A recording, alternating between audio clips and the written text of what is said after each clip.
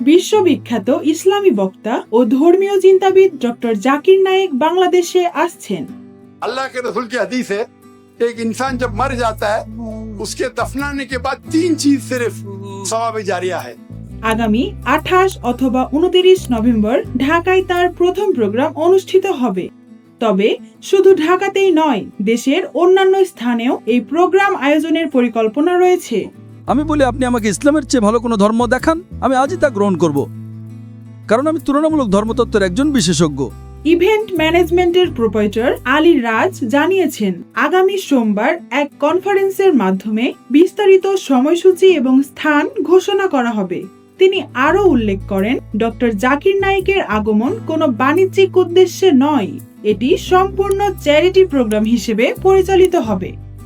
আপনার বসকে বলুন, কোরআন কোনো সায়েন্সের বই নয়, SCIENCE। যদি কোরআন সায়েন্সের বই হতো তবে এটি বিশালাকারের হতো। ভক্ত ও অনুসারীদের দীর্ঘদিনের প্রতীক্ষার পর এই আগমন বাংলাদেশে এক গুরুত্বপূর্ণ ও অনুপ্রেরণামূলক হিসেবে ধরা হচ্ছে।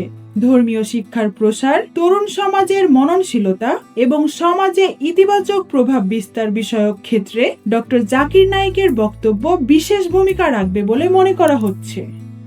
আল্লাহ কোরআনে বলছেন, সূরা আল-আনামের 159 নম্বর আয়াতে উল্লেখ আছে, যারা দিন সম্বন্ধে নানা মতে সৃষ্টি করেছে, হে রাসূল, তাদের দায়িত্ব তোমার নয়। ইসলাম ধর্মে বিভিন্ন দল আর মত তৈরি করা এটা নিষিদ্ধ, এটা হারাম।